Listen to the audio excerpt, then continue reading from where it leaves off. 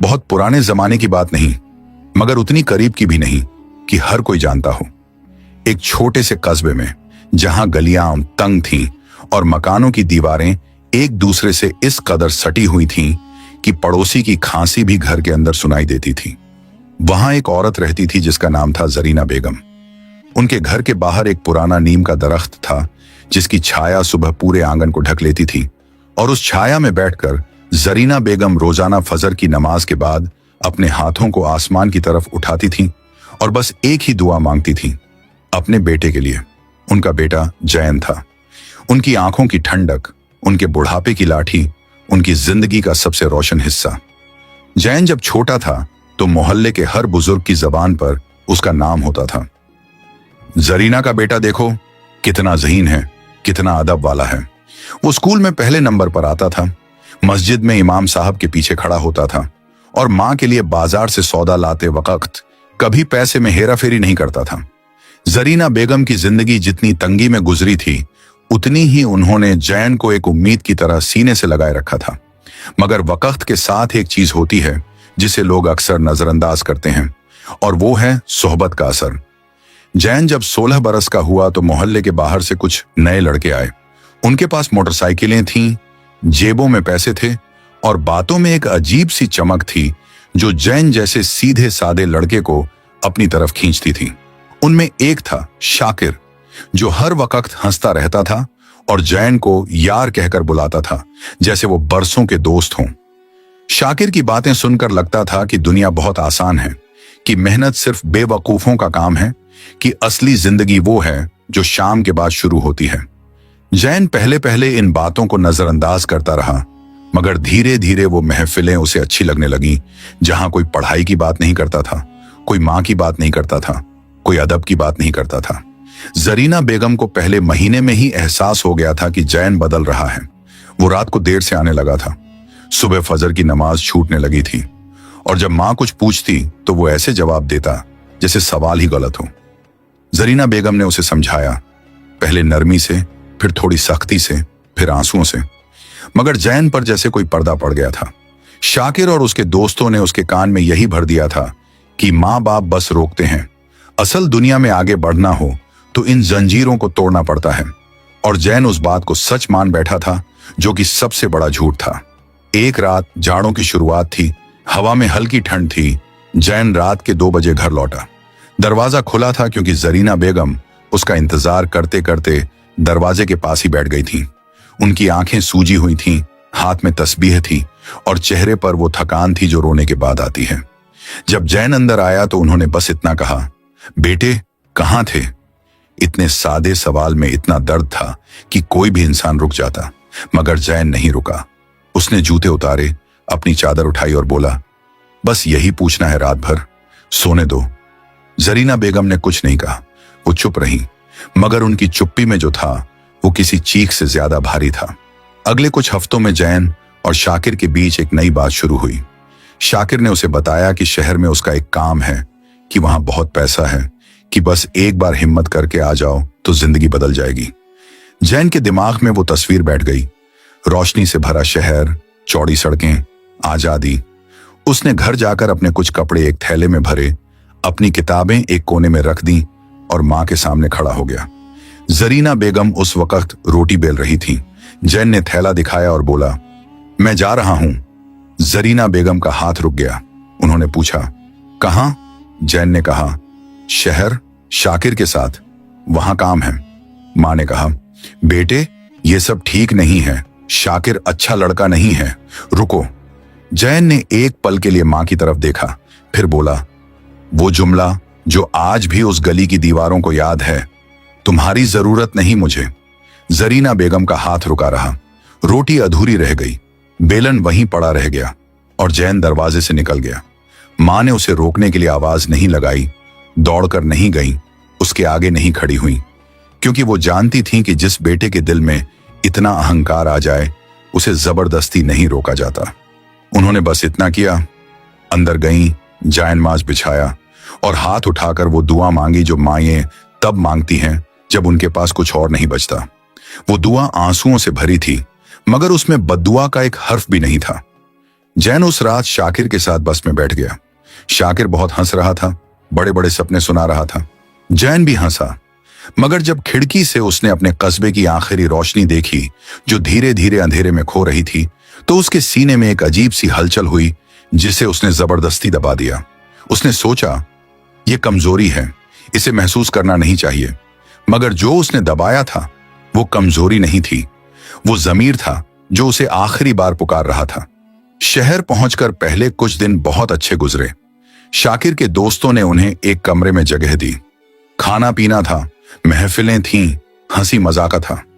जैन को लगा कि उसने सही फैसला किया, मगर धीरे धीरे उसने देखा कि शाकिर जो काम बता रहा था वो काम कम और धंधा ज्यादा था। उस धंधे में वो चीजें थीं जो जैन की मां ने उसे हराम बताई थी।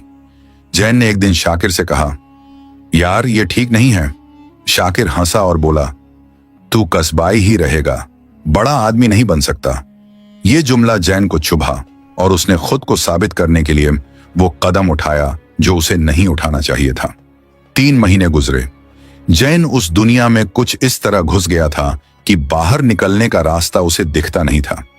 घर फोन नहीं किया, मां को खबर नहीं दी। कभी कभी रात को जब सब सो जाते तो वो छत पर जाकर कस्बे की तरफ देखता। वहां कुछ नहीं था देखने को, बस अंधेरा था और शहर की रोशनी। मगर उसकी आंखें जैसे उस अंधेरे में कुछ ढूंढती रहती थीं। मां का चेहरा कभी कभी आता था और वो उसे भी दबा देता था, जैसे पहले दबाया था। उसे नहीं पता था कि उस वक्त भी उसकी मां उसी नियम के दरख्त के नीचे बैठकर हाथ उठाकर उसी के लिए दुआ कर रही थी। फिर एक दिन वो हुआ जो होना था। शाकिर और उसके साथियों में आपस में पैसों को लेकर लड़ाई हुई। उस लड़ाई में जैन का नाम भी घसीटा गया, बेवजह बेकसूर। मगर जब हिसाब लगाया गया तो उस पर इल्जाम लगाया गया कि उसने पैसे उड़ाए। जैन ने सफाई दी, चीखा, रोया, मगर शाकिर जो यार था वो बस मुस्कुराता रहा। उस रात जो कमरा जैन का था उसका ताला बदल दिया गया, उसके कपड़े बाहर फेंक दिए गए और शाकिर ने दरवाजा बंद करते वक्त बस इतना कहा, जा जहां जाना हो। जैन उस रात शहर की एक सड़क पर खड़ा था, थैले में कुछ कपड़े, जेब में चंद सिक्के और दिल में वो खालीपन जो तब होता है जब इंसान को एहसास होता है कि उसने खुद ही अपनी दुनिया उजाड़ ली है। बारिश शुरू हो गई थी, हल्की मगर ठंडी। जैन एक दुकान के चबूतरे पर बैठ गया, सिर झुका लिया और पहली बार बहुत दिनों बाद रोया। उस रोने में शर्म थी, पछतावा था और एक अजीब सी तड़प थी जो मां के लिए थी। मगर वो अभी भी उस तड़प को कबूल नहीं कर पा रहा था। उसे लग रहा था वापस जाना कमजोरी है। उसे नहीं पता था कि असली कमजोरी यही सोचना था। रात गुजरी, सुबह हुई। जैन उठा, मुंह धोया एक नल पर और चलने लगा। बिना किसी मंजिल के बस चलता रहा। शहर की गलियां उसके लिए अब वो नहीं रही थीं जो पहले दिन लगी थीं। अब वो तंग, बेरहम और अजनबी थीं। जो लोग 2 दिन पहले उसके दोस्त थे वो अब उसकी तरफ देखते भी नहीं थे। जैन को पहली बार समझ आया कि जिन रिश्तों की बुनियाद मतलब हो वो रिश्ते नहीं, सौदे होते हैं, और सौदा खत्म होने पर सौदागर अपना मुंह फेर लेते हैं। वो दिन जैन की जिंदगी का सबसे भारी दिन था, नहीं इसलिए कि उसके पास कुछ नहीं था, बल्कि इसलिए कि अब उसे पहली बार एहसास हो रहा था कि जो उसके पास था, मां, घर, दुआ, वो उसने खुद अपने हाथों से छोड़ दिया था। जैन 3 दिनों से शहर की गलियों में भटक रहा था। पहले दिन उसने सोचा था कि कोई ना कोई रास्ता निकलेगा, शहर बड़ा है, काम मिलेगा, कोई जानने वाला मिलेगा। दूसरे दिन वो उम्मीद थोड़ी धुंधली हो गई। तीसरे दिन तक वो उम्मीद लगभग खत्म हो चुकी थी। उसने 2-3 जगह काम मांगा, एक होटल में, एक गैराज में, एक दुकान पर, मगर हर जगह या तो नहीं है सुना या चेहरा देखकर दरवाजा बंद हो गया।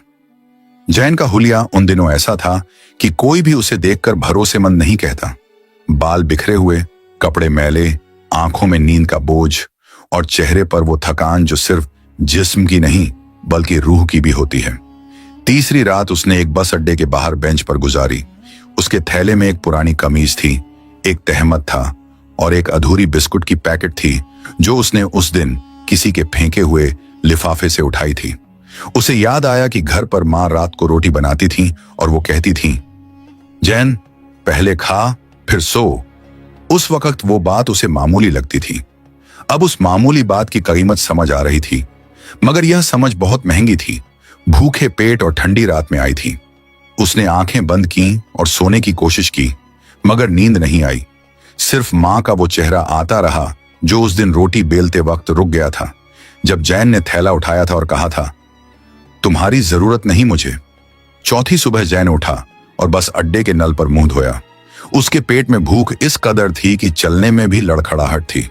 उसने तय किया कि आज कोई भी काम मिले, चाहे झाड़ू लगाना हो, चाहे बोझ उठाना हो, करेगा। अपनी नाक ऊंची रखने की हैसियत अब उसके पास नहीं थी। वो बाजार की तरफ निकल पड़ा। वो पुराना बाजार जो शहर के उस हिस्से में था जहां नई चमक दमक नहीं थी, जहां दुकानें पुरानी थीं, तख्तियां धुंधली थीं और लोग उस किस्म के थे जो पैसे गिनकर खर्च करते हैं। उस बाजार में एक गली थी जिसके आखिर में एक छोटी सी दुकान थी, किराने की, मगर उसमें थोड़ा आटा था, थोड़ा तेल था, कुछ मसाले थे और दरवाजे के बाहर एक टूटी हुई कुर्सी पर एक बुजुर्ग बैठे थे। उस बुजुर्ग का नाम था उस्ताद रहमत अली, मगर बाजार में सब उन्हें चाचा जी कहते थे। उनकी उम्र 70 के आसपास थी। दाढ़ी सफेद थी और इतनी घनी थी कि लगता था जैसे उम्र ने उनके चेहरे पर बर्फ बिछा दी हो। आंखें छोटी थीं, मगर उनमें एक अजीब सी गहराई थी, जैसे कुएं का पानी जो ऊपर से शांत दिखता है मगर अंदर से बहुत गहरा होता है।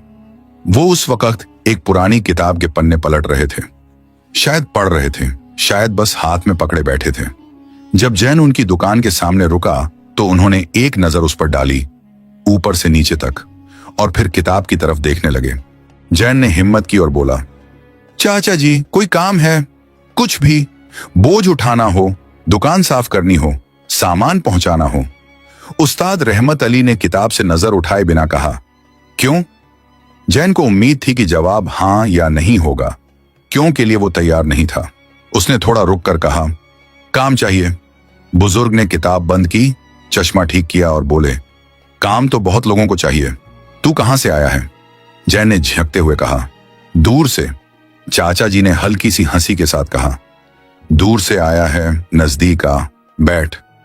ये वो लम्हा था जब जैन की जिंदगी में पहली बार किसी ने उससे हिसाब नहीं मांगा, कोई शर्त नहीं रखी, बस बैठ कहा। और उस एक लफ्ज में इतनी गर्माहट थी कि जैन की आंखें भर आईं। उसने जल्दी से मुंह फेर लिया और दुकान के बाहर पड़ी एक पुरानी चौकी पर बैठ गया। चाचा जी अंदर गए, थोड़ी देर बाद निकले। हाथ में एक कटोरे में दाल और 2 रोटियां थीं। उन्होंने वो जैन के सामने रख दिया और बोले, पहले खा। जैन ने एक पल रुककर कहा, चाचा जी, पैसे नहीं हैं। बुजुर्ग ने कहा, किसने मांगे? और वापस अपनी कुर्सी पर जाकर बैठ गए। जैन ने खाया। 3 दिन की भूख थी। वो 2 रोटियां और वो दाल उसे उस वक्त किसी शाही दस्तरख्वान से कम नहीं लगी। जब वो खा चुका तो चाचा जी ने पूछा, नाम? जैन ने बताया, घर। जैन चुप रहा। चाचा जी ने जोर नहीं दिया, बस कहा, काम करना है तो ठीक है, सुबह 8 बजे आ जाना, शाम 6 बजे तक। खाना मिलेगा, थोड़ा पैसा मिलेगा। रहना हो तो पीछे एक कोठरी है, साफ है। जैन को यकीन नहीं आया। उसने पूछा, बिना किसी जान पहचान के? चाचा जी ने उसकी तरफ देखा और बोले, इंसान का चेहरा काफी होता है जान पहचान के लिए, जिसे पढ़ना आता हो। अगले दिन से जैन ने काम शुरू किया। काम मुश्किल नहीं था। सुबह दुकान खोलना, झाड़ू लगाना, सामान तरतीब से रखना, ग्राहकों को सामान देना, हिसाब लिखना, शाम को बंद करना। मगर जैन ने देखा कि चाचा जी की दुकान में कुछ अलग था। वहां कोई ग्राहक खाली हाथ नहीं जाता था। जो मांग सकता था वो खरीदता था, जो नहीं मांग सकता था उसे चाचा जी चुपचाप दे देते थे। कभी बाद में दे देना कहकर, कभी बिना कुछ कहे। एक दिन जैन ने देखा कि एक बूढ़ी औरत आई। उसने 1 किलो आटा मांगा, पैसे नहीं दिए और चाचा जी ने बिना पूछे दे दिया। जैन से रहा नहीं गया। उसने बाद में पूछा, चाचा जी, नुकसान होता है ना? चाचा जी ने कहा, नुकसान उसे होता है जो देता नहीं। ये जुमले थे जो जैन के दिल में उतरते जाते थे। वो उन्हें समझने की कोशिश करता, सोचता, मगर पूरी तरह समझ नहीं पाता। चाचा जी बात कम करते थे, मगर जब करते थे तो हर बात में एक वजन होता था, जैसे कोई पत्थर पानी में फेंके और गोले बनते चले जाएं। जैन धीरे धीरे उस माहौल में ढलने लगा।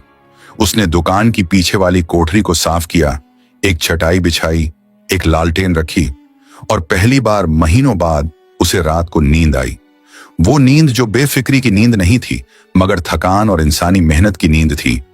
और वो नींद जैन ने महसूस किया शाकिर की दुनिया की उस नींद से कहीं बेहतर थी जो नशे में आती थी। हफ्ते गुजरते रहे। जैन काम करता, चाचा जी के साथ बैठता, कभी कभी बात होती। एक दिन दोपहर को चाचा जी ने एक पुराना रेडियो चलाया। उस पर कोई पुरानी गजल आ रही थी। जैन को याद आया कि माँ भी रेडियो सुनती थी। वही पुरानी गजलें, वही आवाजें उसके मुंह से निकल गया।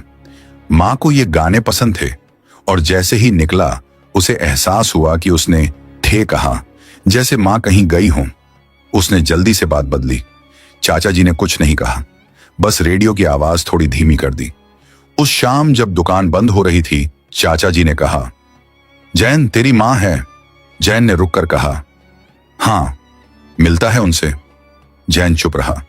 चाचा जी ने जोर नहीं दिया, दरवाजे पर ताला लगाया और अंदर चले गए। मगर वो सवाल जैन के साथ उस रात की कोठरी में भी रहा। मिलता है उनसे, और रात भर उसके दिल में गूंजता रहा। वो सो नहीं सका। उसने लालटेन जलाई, कोठरी की दीवार को देखता रहा और पहली बार उसने सच्चाई से खुद से पूछा, मैंने क्या किया?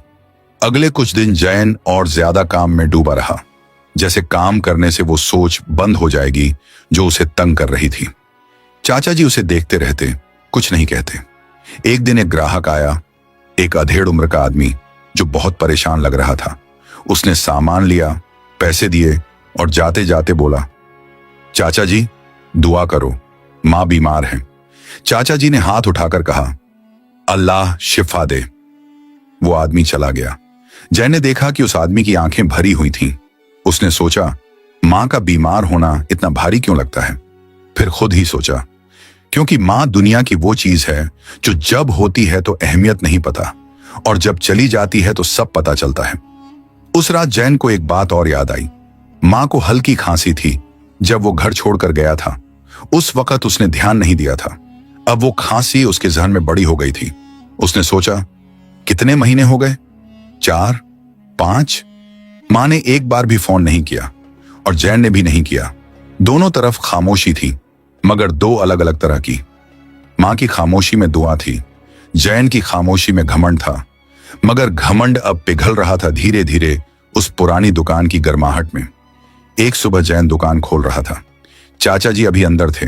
एक बच्चा आया, कोई 8-9 साल का, और बोला, भैया 1 किलो चावल। जैन ने तौला दिया। बच्चे ने पैसे दिए और जाने लगा। जाते जाते बोला, भैया अम्मी कह रही हैं। उस्ताद चाचा को सलाम। जैन को उस अम्मी लफ्ज ने जैसे एक हल्की सी चोट दी। उसने उस बच्चे को जाते देखा, छोटे कदम, जल्दी जल्दी, जैसे मां का काम करके जल्दी वापस जाना हो। और जैन के सीने में कुछ हुआ जो उसे बयान नहीं होता था। उस दिन दोपहर को चाचा जी के पास एक पुराना जानने वाला आया। दोनों बैठकर बातें करने लगे। जैन दुकान में काम करता रहा, सामान तरतीब से रखता रहा। उसने सुना कि वो आदमी कह रहा था, चाचा जी आजकल के बच्चे माँ बाप की कदर नहीं करते। चाचा जी ने कहा, कदर करते हैं, मगर तब जब देर हो जाती है। वो आदमी हंसा और बोला, सच है, और बात आगे बढ़ गई। मगर जैन के हाथ रुक गए। कदर करते हैं, मगर तब जब देर हो जाती है। वो जुमला उसके सीने में घुस गया। शाम को जब वो आदमी चला गया और दुकान बंद होने का वक्त आया, चाचा जी ने जैन को बुलाया। दोनों दुकान के बाहर बैठे। पुरानी गली, शाम की हल्की रोशनी, दूर से किसी घर में खाना पकने की खुशबू आ रही थी। चाचा जी ने एक लंबी सांस ली और बोले, जैन तू यहां कितने दिनों से है? जैन ने कहा, करीब 6 हफ्ते। चाचा जी बोले, काम अच्छा करता है, मगर एक बात पूछूं? जैन ने कहा, पूछिए। चाचा जी ने उसकी आंखों में देखा और बोले, तू जिस मां को छोड़कर आया उसकी दुआ ही तुझे यहां तक लाई, ये तुझे पता है? जैन के हाथ थम गए। सांस जैसे एक लम्हे के लिए रुक गई। उसने चाचा जी की तरफ देखा। उन बूढ़ी आंखों में कोई इल्जाम नहीं था, कोई गुस्सा नहीं था, बस एक सच था, सादा और सीधा, जो किसी तेज चाकू से ज्यादा गहरा उतरा। जैन ने कहा, चाचा जी आपको कैसे पता कि मैंने मां को छोड़ा? चाचा जी ने कहा, इसलिए नहीं कि मुझे पता है, इसलिए कि जो लड़का इस हाल में इस शहर में भटकता है और मां का नाम लेने पर आंखें भर आती हैं, उसकी कहानी मैं बहुत बार देख चुका हूं। जैन कुछ नहीं बोला। चाचा जी ने आगे कहा, मेरी उम्र में एक चीज साफ दिखती है जो जवानी में नहीं दिखती। मां की दुआ कोई जादू नहीं होती, कोई तिलिस्म नहीं होती। वो बस एक औरत का वो यकीन होता है जो वो अपने बच्चे पर रखती है जब पूरी दुनिया उस पर से हाथ उठा ले। और वो यकीन, वो काम करता है। देख, तू सड़क पर था, भूखा था, शाकिर जैसे लोगों ने धोखा दिया, मगर तू यहां पहुंचा। यहां कोई तेरा नहीं था, फिर भी पहुंचा। ये कैसे हुआ? जैन के पास जवाब नहीं था। चाचा जी ने खुद कहा, दुआ ने पहुंचाया। जैन की आंखों से आंसू निकल आए। उसने रोकने की कोशिश नहीं की, पहली बार नहीं की। वो बस बैठा रहा और आंसू बहते रहे। चाचा जी ने उसकी तरफ देखा, फिर दूसरी तरफ देखने लगे, जैसे उन्हें पता हो कि रोने वाले को देखना नहीं चाहिए, उसे जगह देनी चाहिए। थोड़ी देर बाद जैन ने आंखें पोंछी और बोला, चाचा जी, मैंने मां को बहुत बुरा कहा था। चाचा जी ने कहा, वो जानती हैं? जैन ने कहा, तो वो दुआ क्यों करती हैं? चाचा जी ने एक लम्हा रुककर कहा, इसीलिए क्योंकि वो मां है। उस रात जैन की कोठरी में लालटेन देर तक जलती रही। वो जाग रहा था, मगर इस बार उसकी जागती आंखों में वो बेचैनी नहीं थी जो पहले होती थी। इस बार एक और चीज थी, एक तड़प जो साफ और सच्ची थी। वो घर जाना चाहता था, मां को देखना चाहता था। वो जुमला जो उसने कहा था, तुम्हारी जरूरत नहीं मुझे, वो जुमला उसके सीने में कांटे की तरह चुभ रहा था। उसने सोचा, मां ने एक बार भी फोन नहीं किया, क्या वो ठीक हैं? और इस सोच के साथ ही उसे वो खांसी याद आई जो जाते वक्त मां को थी, और उसका दिल डूबने लगा। अगले दिन सुबह उसने चाचा जी से कहा, मुझे घर जाना है। चाचा जी ने उसकी तरफ देखा और मुस्कुराए। वो मुस्कुराहट जिसमें कोई हैरानी नहीं थी, जैसे उन्हें पहले से पता था। बोले, जा, और जाते वक्त एक काम कर, माफी मांगने से पहले गले लग जा, बाकी सब बाद में होगा। जैन ने सिर झुकाया। चाचा जी ने उसे उस हफ्ते की पूरी मजदूरी दी और थोड़ा और बोले, ये रास्ते के लिए। जैन ने कहा, चाचा जी, इतना क्यों? चाचा जी ने कहा, क्योंकि तू मेरे किसी मतलब के लिए नहीं आया था, मगर तूने ईमानदारी से काम किया। ईमानदारी का हक होता है। जैन ने थैला उठाया, वही पुराना थैला जो घर छोड़ते वक्त था, और चाचा जी के सामने खड़ा हुआ। कुछ कहना चाहा, शुक्रिया या कुछ और, मगर अल्फाज नहीं निकले। चाचा जी ने हाथ उठाया और बोले, जा, मां इंतजार में है। जैन मुड़ा और गली में निकल गया। पीछे मुड़कर देखा तो चाचा जी अपनी टूटी हुई कुर्सी पर बैठ चुके थे और किताब खोल चुके थे, जैसे कुछ हुआ ही नहीं, जैसे ये सब उनके लिए रोज की बात थी। किसी भटके हुए को राह दिखाना और फिर चुपचाप अपने काम पर लग जाना। जैन ने बस पकड़ी, खिड़की के पास बैठा। गाड़ी चली, और इस बार जब शहर की रोशनी पीछे छूटने लगी तो उसे वो हलचल नहीं हुई जो पहली बार हुई थी। इस बार उसके सीने में एक मकसद था, एक जल्दी थी, एक डर था, मगर उस डर में मां की याद थी, और वो याद, वो डर, दोनों उसे सही लग रहे थे। अब बस चल रही थी और जैन खिड़की से बाहर देख रहा था। शहर पीछे छूट रहा था, वो शहर जिसने उसे कुछ नहीं दिया सिवाय धोखे के, भूख के और एक सबक के जो बहुत महंगा था। सड़क के दोनों तरफ खेत थे, कुछ हरे, कुछ पीले, कुछ बंजर, और दूर दूर तक छोटे छोटे गांव दिखते थे जिनके घरों से धुआं उठ रहा था। उस धुएं को देखकर जैन को हमेशा से अजीब लगता था, मगर आज उस धुएं में उसे एक खुशबू महसूस हुई जो शायद थी नहीं, मगर उसका दिल उसे महसूस कर रहा था। मां के चूल्हे की खुशबू, वो खुशबू जो सुबह सुबह पूरे घर में फैलती थी जब मां रोटी सेंकती थी और जैन अभी बिस्तर में होता था। उस वक्त वो खुशबू मामूली थी, आज वो उसकी रूह को छू रही थी। बस में ज्यादा सवारियां नहीं थी, कुछ बुजुर्ग थे, एक दो औरतें बच्चों के साथ, एक नौजवान जो सो रहा था। जैन ने उन चेहरों को देखा, हर चेहरे पर एक कहानी थी, हर जोड़े में एक रिश्ता था। वो मां जो बच्चे को गोद में लिए थी और उसके बाल संवार रही थी, उसे देखकर जैन का गला भर आया। उस बच्चे को पता भी नहीं था कि उसकी मां उसके बाल संवार रही है। वो बस खिड़की से बाहर देख रहा था। जैन ने सोचा, मैं भी ऐसा ही था, मां सब करती रही, मैं बाहर देखता रहा। करीब 2 घंटे का सफर था। जैन ने जेब में हाथ डाला, चाचा जी के दिए पैसे थे। उसने सोचा कि घर पहुंचकर पहले क्या करेगा, माफी मांगेगा, गले लगेगा, चाचा जी ने कहा था पहले गले लग जा, मगर क्या मां गले लगने देंगी? क्या उन्होंने उसे माफ किया होगा? और फिर उसे एहसास हुआ कि यह सवाल ही गलत है। मां ने माफ न करने के लिए तो कभी सोचा भी नहीं होगा। मां का दिल बच्चे के लिए वो दरवाजा होता है जो बंद हो ही नहीं सकता, चाहे बच्चा कितनी भी बार दस्तक देना बंद कर दे। बस एक छोटे से कस्बे पर रुकी, रास्ते में पड़ता था। कुछ लोग उतरे, कुछ चढ़े। जैन ने बाहर देखा, एक छोटी सी चाय की दुकान थी, धुआं उठ रहा था। कुछ मर्द चाय पी रहे थे। उसे प्यास लगी थी। उसने सोचा बस रुकी है थोड़ी देर, उतरकर चाय पी लेता हूं। वो उतरा, दुकान पर गया, चाय मांगी। दुकानदार ने प्याला दिया। जैन ने चाय की चुस्की ली और उसी लम्हे उसे पता नहीं क्यों मां की आवाज याद आई। जैन, चाय ठंडी करके पिया कर, जलाता है। वो आवाज इतनी साफ थी कि उसने एक बार पीछे मुड़कर देखा, जैसे मां वहां खड़ी हो। चाय पीकर वो वापस बस की तरफ बढ़ा। बस अभी खड़ी थी, मगर जैसे ही वो कदम बढ़ाने लगा, उसने देखा कि सड़क के उस पार एक पुरानी दीवार के पास कुछ लड़के खड़े थे, 4-5, और उनमें से एक की आवाज उसे जानी पहचानी लगी। जैन ने गौर से देखा, नहीं, कोई जानने वाला नहीं था। वो मुड़ा और बस की तरफ चला, मगर तभी उसके पीछे से आवाज आई, ओए रुक। जैन ने पलट कर देखा, वो लड़के उसकी तरफ आ रहे थे। उनके चेहरों पर वो भाव था जो जैन ने शाकिर के दोस्तों में देखा था, गर्जमंदी और खतरे का मेल। उनमें से एक ने कहा, जेब में क्या है? जैन समझ गया। उसने कहा, भाई कुछ नहीं है। वो लड़का आगे आया और बोला, जेब निकाल। जैन ने एक कदम पीछे लिया। उसके दिल में डर था, मगर उससे ज्यादा एक और चीज थी। वो पैसे चाचा जी के दिए थे, ईमानदारी की कमाई थी। उन्हें वो यूं नहीं देना चाहता था। उसने कहा, नहीं दूंगा। जो हुआ वो चंद सेकंड में हुआ। एक लड़के ने उसे धक्का दिया, दूसरे ने जेब की तरफ हाथ बढ़ाया। जैन ने रोकने की कोशिश की और इस खींचातानी में वो पीछे की तरफ गिरा। सड़क के किनारे एक गहरी नाली थी और जैन उसमें गिर गया। गिरने में उसका सिर नाली के पत्थर से टकराया, जोर से, इस कदर की आंखों के आगे अंधेरा आ गया। लड़कों ने जेब टटोली, जो कुछ मिला लिया और भाग गए। बस का हॉर्न बजा। ड्राइवर को शायद देर हो रही थी और बस चल पड़ी। जैन उस नाली में पड़ा रहा, अकेला, लहूलुहान, बेहोश।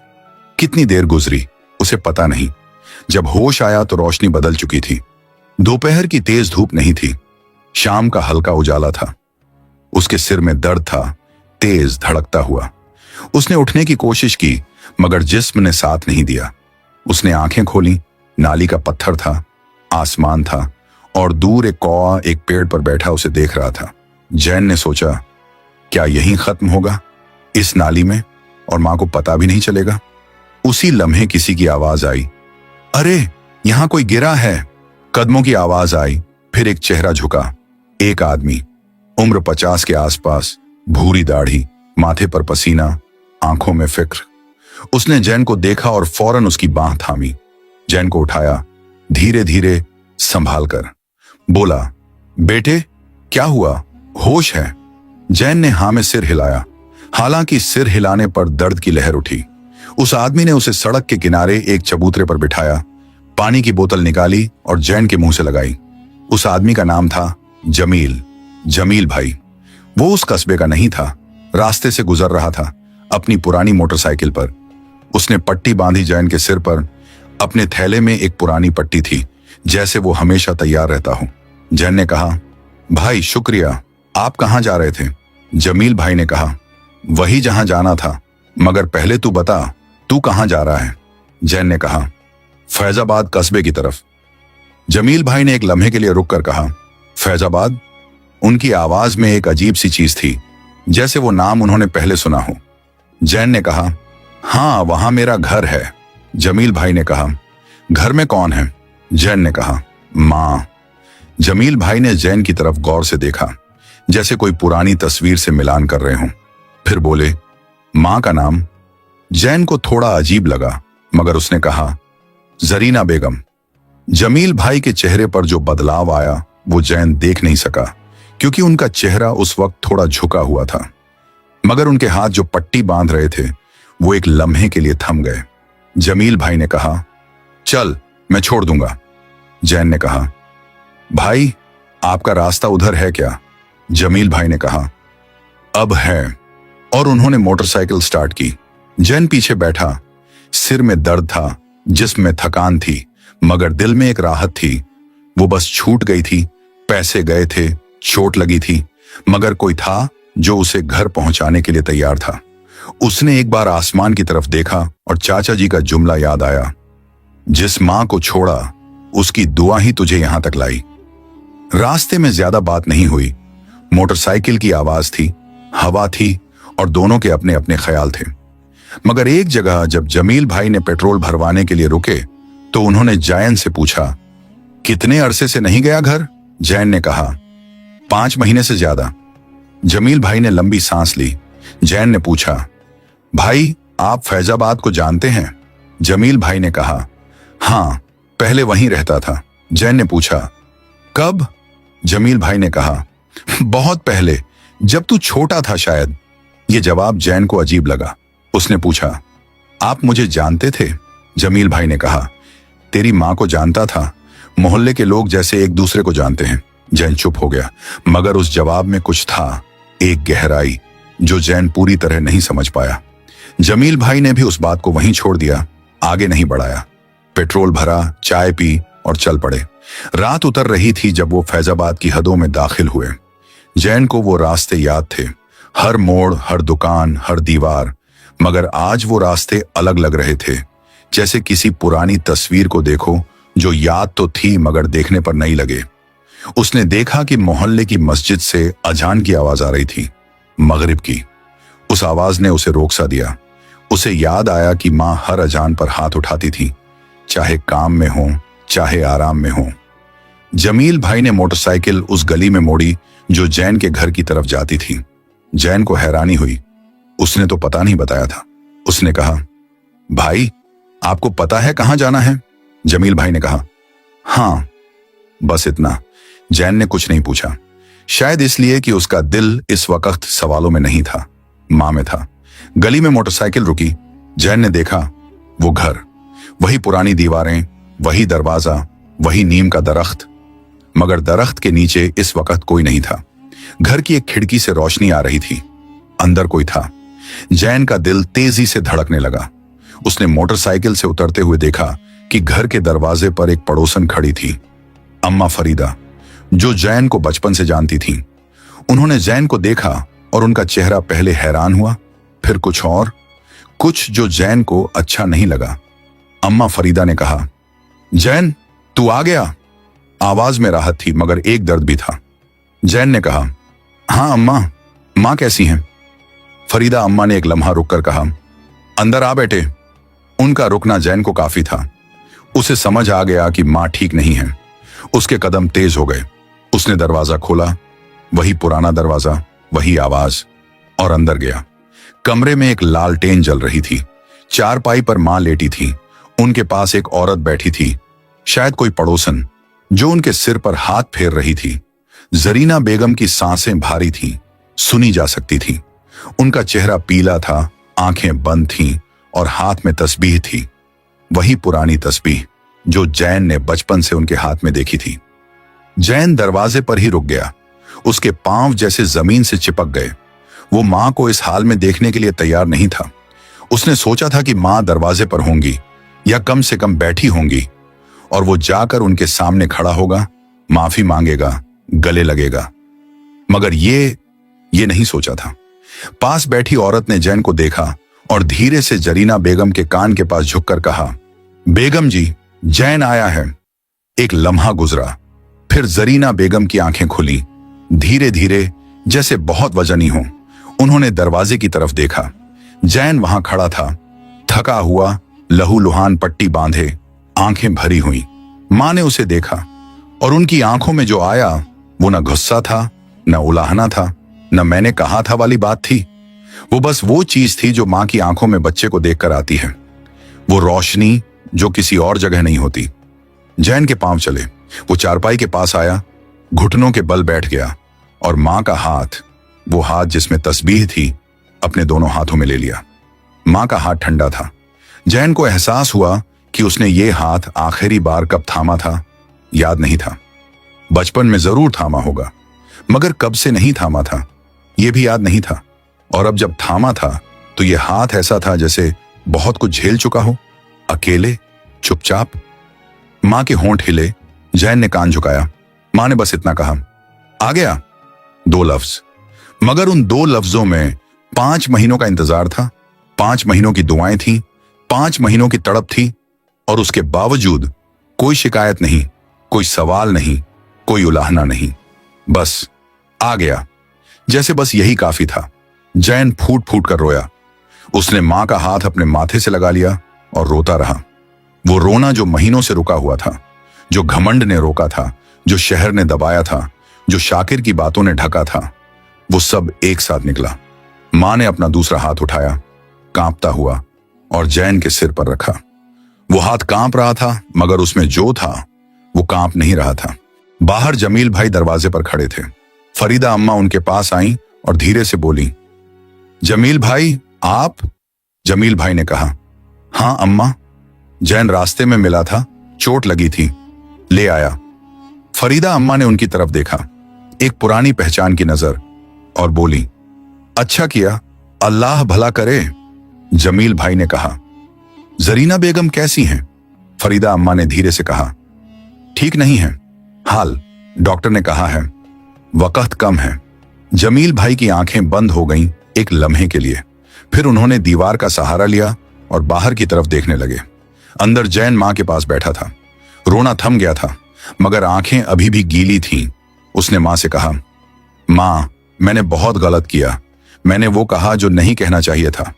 मां ने आंखें खोली और बोली, चुप कर। जैन रुक गया।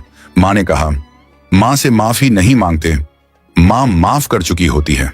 जैन का दिल जैसे किसी ने निचोड़ दिया। उसने मां का हाथ और जोर से थाम लिया। मां ने कहा, खाया है कुछ? जैन हंसा, रोते हुए हंसा, और बोला, मां, आप बीमार हैं और आप खाने की पूछ रही हैं?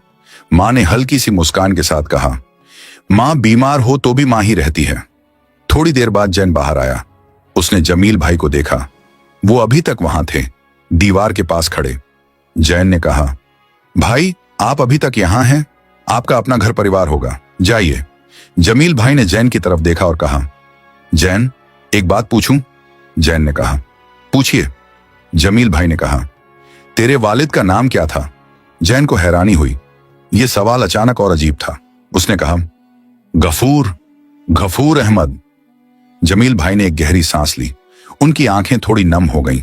उन्होंने कहा, गफूर भाई मेरे बचपन के दोस्त थे, एक ही मोहल्ले में पले बढ़े। जब वो गुजरे तू बहुत छोटा था। मैं उस वक्त शहर में था, खबर देर से मिली। वापस आया तो तुम लोग यहां आ चुके थे। तुम्हारा पता नहीं चला, मैंने बहुत ढूंढा। जैन सांस लेना भूल गया। उसने जमील भाई की तरफ देखा। उस चेहरे में अब वो सब दिख रहा था जो पहले नहीं दिखा था। वो फिक्र, वो जल्दी, वो बिना पूछे पहुंचाने की बात, वो जरीना बेगम का नाम सुनकर हाथ का थमना, सब जोड़ने लगा। जैन ने कहा, आपने मुझे उस नाली से उठाया और आप अब्बा के दोस्त हैं? जमील भाई ने कहा, था, अब वो नहीं रहे, मगर उनका बेटा है और उनकी बेगम है, वो हैं। जैन की आंखों में आंसू आ गए, इस बार अलग किस्म के। उसने सोचा, अब्बा के दोस्त जिन्हें मां का पता नहीं था, जो ढूंढते रहे, वो आज उसी रास्ते पर थे, उसी वक्त जब जैन गिरा। ये इत्तेफाक नहीं था, ये कुछ और था। वो कुछ और जिसके लिए इंसान के पास लफ्ज नहीं होते। जमील भाई ने कहा, मैं कल आऊंगा, आज रात तू मां के पास रह। और वो मोटरसाइकिल की तरफ बढ़ गए। जैन ने पीछे से कहा, भाई, आपने आज मेरी जान बचाई। जमील भाई ने मुड़कर देखा और बोले, नहीं, मां की दुआ ने बचाई, मैं तो बस उसका जरिया था। और वो चले गए। रात की अंधेरी गली में मोटरसाइकिल की आवाज धीरे धीरे दूर होती गई। जैन वापस अंदर आया। मां की आंखें बंद थीं, शायद सो गई थीं या बस आराम कर रही थीं। उसने चारपाई के पास फर्श पर बैठने की जगह बनाई, एक पुरानी चादर खींची और मां का हाथ थामे बैठ गया। बाहर रात गहरी थी। नीम का दरख्त हवा में हल्का हिल रहा था। कहीं दूर कोई रो रहा था या शायद हवा थी। जैन बैठा रहा, मां का हाथ थामे, आंखें खुली रखें, जैसे अब वो एक पल के लिए भी उस हाथ को नहीं छोड़ना चाहता था। जो उसने महीनों पहले छोड़ा था, बेपरवाही से, गुरूर से, वो आज उसे किसी दौलत से ज्यादा कीमती लग रहा था। और रात यूं ही गुजरती रही, चुपचाप, भारी, और उस घर में जहां एक मां सांसें ले रही थी और एक बेटा जाग रहा था, दोनों के बीच वो सब था जो कहा नहीं जा सकता, बस महसूस होता है। रात बहुत धीरे धीरे गुजरी, जैसे वक्त को पता हो कि इस घर में कुछ आखिरी हो रहा है और वो जल्दी नहीं करना चाहता। जैन पूरी रात मां के पास बैठा रहा, फर्श पर चारपाई के किनारे से टिककर मां का हाथ अपने हाथ में लिए। कभी कभी मां की सांस भारी हो जाती तो जैन का दिल रुक जाता, फिर सांस सामान्य होती तो वो भी सांस लेता। उसे नींद नहीं आई, नहीं इसलिए कि वो जागना चाहता था, बल्कि इसलिए कि उसका जिस्म और रूह दोनों इस वक्त इतने जिंदा थे, इतने बेदार थे कि नींद के लिए कोई जगह नहीं बची थी। लालटेन की लौ धीमी धीमी कांपती रही, कभी तेज, कभी मध्यम, जैसे वो भी उस रात की नजाकत को समझ रही हो। फजर से पहले मां की आंखें खुली। जैन उस वक्त जाग रहा था। उसने देखा कि मां की नजर पहले छत पर गई, फिर खिड़की पर, फिर उस पर। मां ने कहा, जैन। आवाज कमजोर थी मगर साफ थी। जैन ने कहा, जी मां, यहां हूं। मां ने कहा, पानी। जैन उठा, लोटे से पानी गिलास में डाला, मां का सिर थोड़ा उठाया और पिलाया, उसी तरह जैसे मां ने बरसों से पिलाया था, बचपन में, बुखार में। मां ने 2 घूंट पिए और वापस लेट गई। थोड़ी देर चुप रही, फिर बोली, नमाज पढ़ ली? जैन के गले में कुछ अटक गया। उसने कहा, मां, अभी फजर नहीं हुई। मां ने कहा, होने वाली है, तैयार रहो। जैन ने वजू किया, उसी पुराने नल पर जहां बचपन में मां उसे वजू करवाती थी। हाथों पर पानी पड़ा तो उसे याद आया कि कितने साल हो गए थे उसे ढंग से नमाज पढ़े। शाकिर की दुनिया में नमाज के लिए वक्त नहीं था, या यूं कहें कि उस दुनिया में नमाज की जरूरत नहीं समझी थी उसने। आज उस नल पर, उस ठंडे पानी में उसे लगा जैसे वो बरसों की धूल धो रहा है। उसने नमाज पढ़ी मां की चारपाई के पास, जमीन पर। जब सजदे में गया तो आंसू जमीन पर गिरे और वो सजदा लंबा हो गया, बहुत लंबा। सुबह जब रोशनी आई तो फरीदा अम्मा भी आ गई। उनके साथ एक और पड़ोसन थी। दोनों ने मां के लिए दलिया बनाया, हल्का पतला।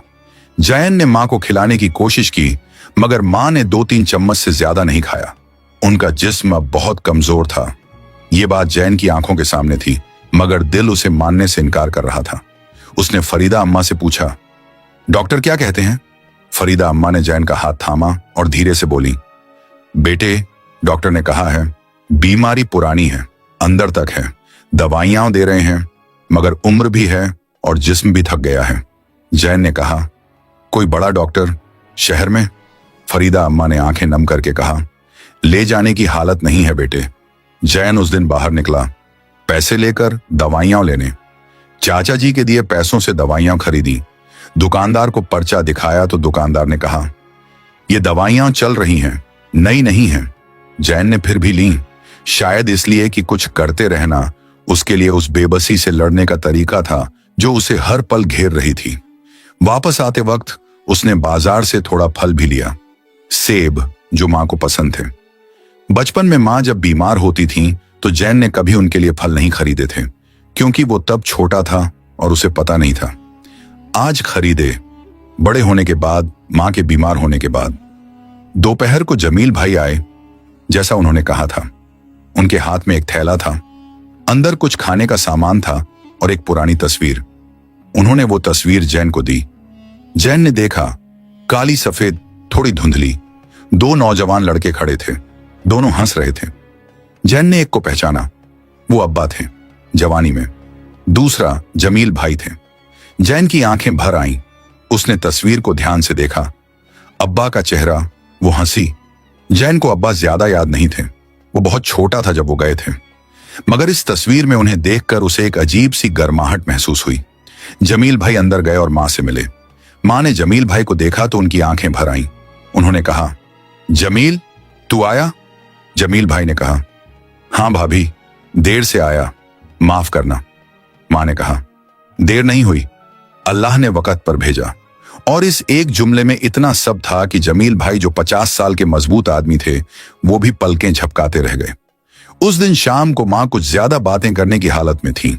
जैन उनके पास बैठा था। माँ ने कहा, जैन बात करनी है। जैन ने कहा, करिए माँ। माँ ने कहा, घर में एक पुराना संदूक है, अलमारी के पीछे, उसमें एक कपड़े की पोटली है। उसमें जो है वो मैंने तेरे लिए रखा था। जब तू घर छोड़कर गया तो मैंने उसे और कसकर बांध दिया था, इस उम्मीद में कि तू वापस आएगा। जैन उठा, संदूक खोला, पोटली निकाली। खोली, अंदर कुछ पुराने नोट थे, एक अंगूठी थी और एक छोटी सी चिट्ठी थी, मां के हाथ से लिखी हुई। जैन ने चिट्ठी पढ़ी। उसमें लिखा था, जैन, जब भी तू वापस आए, चाहे जैसे भी आए, जान की मां की दुआ हमेशा तेरे साथ थी। ये दुनिया धोखा देती है, मां नहीं देती। अल्लाह तुझे सलामत रखे। बस इतना, कोई शिकायत नहीं, कोई इल्जाम नहीं, कोई सवाल नहीं। जैन की आंखों से आंसू चिट्ठी पर गिरे। वो चिट्ठी जो शायद महीनों पहले लिखी गई थी, उस रात जब जैन घर छोड़कर गया था और मां जायनमाज पर बैठी थी। अगले 2 दिन ऐसे गुजरे जैसे वक्त बहुत धीमा हो गया हो। हर लम्हा भारी था, हर सांस कीमती थी। जैन मां के पास से नहीं हटा। उनके लिए दवाई लाता, पानी पिलाता, सिर पर हाथ फेरता। मां कभी कभी बात करती, छोटी छोटी बातें, पुरानी यादें। उन्होंने एक बार कहा, जैन, याद है जब तू 5वीं में पहला आया था और मैंने तुझे नई कमीज दिलाई थी? जैन ने कहा, हाँ मां।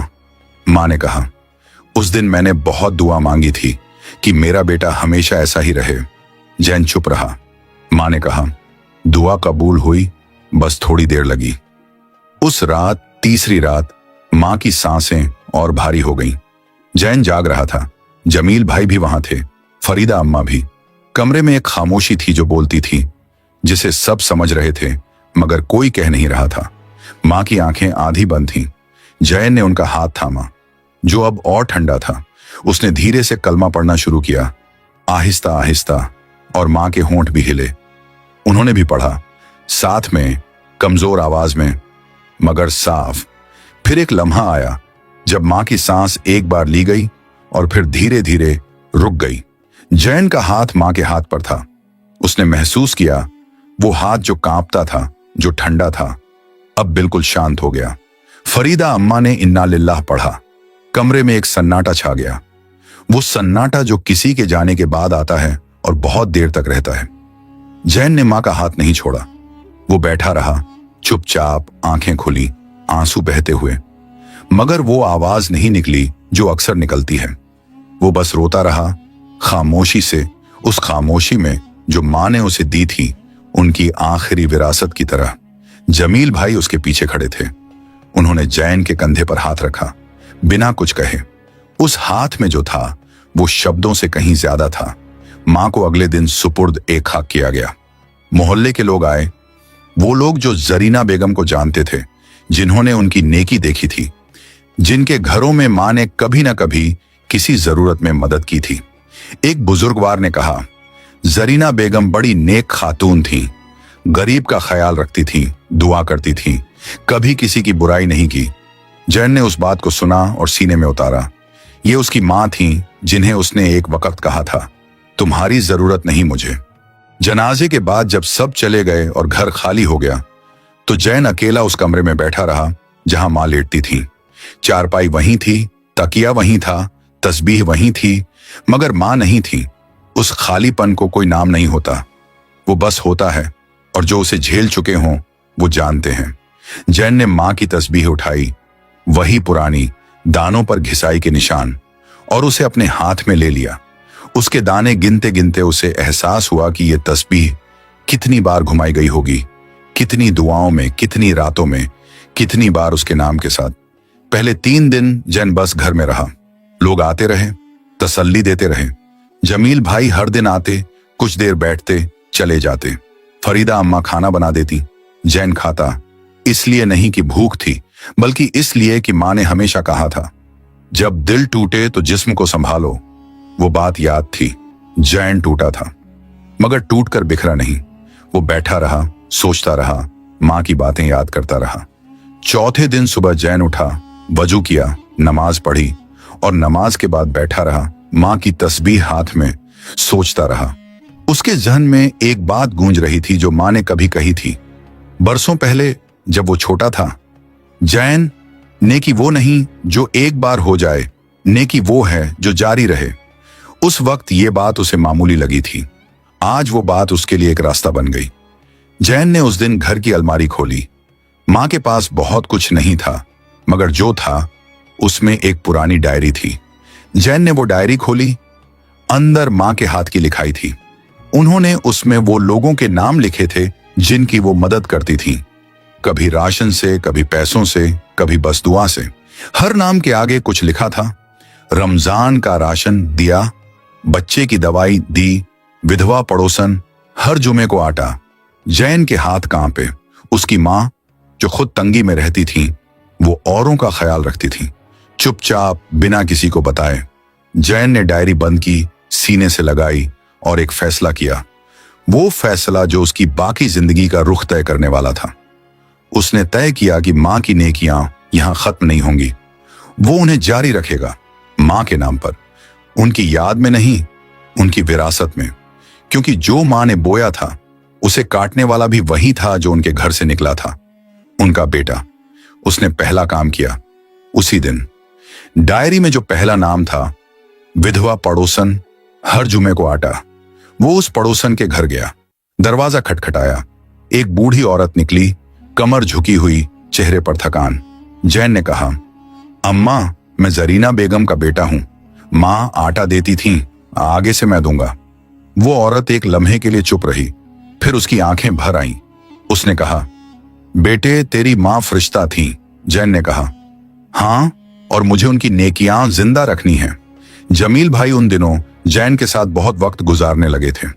एक शाम दोनों नीम के दरख्त के नीचे बैठे थे, वही जगह जहां मां बैठकर दुआ मांगती थी। जमील भाई ने कहा, जैन, आगे क्या सोचा है? जैन ने कहा, यहीं रहूंगा, काम ढूंढूंगा, मां जो करती थी वो करता रहूंगा। जमील भाई ने कहा, शहर नहीं जाएगा? जैन ने मुस्कुराते हुए कहा, जा चुका हूं। जमील भाई हंसे। वो हंसी जिसमें दर्द था मगर सुकून भी था। जमील भाई ने बताया कि उनका शहर में एक छोटा सा कारोबार था, किराने का, बिल्कुल वैसा जैसा चाचा रहमत अली का था। उन्होंने कहा, तू चाहे तो मेरे साथ आ जा, शुरुआत में कम पैसे होंगे मगर ईमानदारी का काम होगा। जैन ने सोचा और उसे याद आया चाचा जी का जुमला, ईमानदारी का हक होता है। उसने कहा, ठीक है जमील भाई। जमील भाई ने उसके कंधे पर हाथ रखा और उस हाथ में जैन को अब्बा की याद आई। वो अब्बा जिन्हें वो ठीक से जानता भी नहीं था, मगर जिनके दोस्त आज उसके सहारे बन गए थे। अगले कुछ हफ्तों में जैन की जिंदगी बदलने लगी, धीरे धीरे, बिना किसी शोर के। वो सुबह जल्दी उठता, नमाज पढ़ता, फिर मां की तस्बीह हाथ में लेकर कुछ देर बैठता। उसने डायरी के हर नाम का ख्याल रखना शुरू किया, जितना हो सकता था उतना। जब पैसे नहीं होते तो दूसरे तरीके होते। कभी किसी के घर बोझ उठा दिया, कभी किसी बुजुर्ग को डॉक्टर तक पहुंचा दिया, कभी किसी बच्चे को पढ़ा दिया। मां की नेकी के रूप बहुत थे, पैसा सिर्फ एक रूप था। मोहल्ले के लोगों ने यह बदलाव देखा। फरीदा अम्मा ने एक दिन कहा, जैन, तू जरीना का बेटा है, आंखों से दिखता है। जैन को वो जुमला सुनकर जो महसूस हुआ वो किसी तारीफ से नहीं आता, वो सिर्फ उस जुमले से आया जिसमें जरीना का बेटा था। वो पहचान जो उसने एक वक्त छोड़ दी थी, जिससे भागा था, आज वो उसकी सबसे बड़ी दौलत थी। एक रात जैन छत पर बैठा था, आसमान साफ था, तारे थे। उसने मां की डायरी खोली और पिछले हफ्तों में जो किया था वो एक कोने में लिखा। नए नाम नहीं, बस मां के नामों के आगे जारी, एक एक नाम के आगे जारी। और जब सारे नाम देख चुका तो उसने डायरी बंद की और आसमान की तरफ देखा। उसे याद आया मां यहां नहीं थी, मगर मां की दुआएं थीं, वो दुआएं जो उन्होंने उसके लिए मांगी थीं, जो जैन को शहर में भटकने से बचाती रहीं, जो चाचा जी तक पहुंचाती रहीं, जो जमील भाई को उसी रास्ते पर लाई जहां जैन गिरा था। वो दुआएं खत्म नहीं होती, वो बस रूप बदल लेती हैं। जैन ने आसमान की तरफ हाथ उठाया, उसी तरह जैसे मां उठाती थी, उसी जगह, उसी नीम के दरख्त के पास, और उसने वो दुआ मांगी जो उसकी अपनी थी। अल्लाह, मां को जन्नत दे और मुझे वो बना जो मां ने देखना चाहा था। आंखें बंद थीं, हाथ उठे थे, रात खामोश थी, नीम के पत्ते हल्की हवा में हिले, जैसे जवाब में। मां गई थी, मगर मां का कर्ज बाकी था, और जयन ने तय कर लिया था कि वो कर्ज वो किसी को नहीं लौटाएगा, बस उसे आगे बढ़ाता रहेगा। क्योंकि मां का कर्ज वो नहीं होता जो चुकाया जाए, वो होता है जो निभाया जाए जिंदगी भर, हर उस इंसान तक जिसे जरूरत हो। और यही था उस मां की असली विरासत, जिसने अपने बेटे को कभी बद्दुआ नहीं दी, जिसने कभी उम्मीद नहीं छोड़ी, और जो आखिरी सांस तक बस यही कहती रही, आ गया।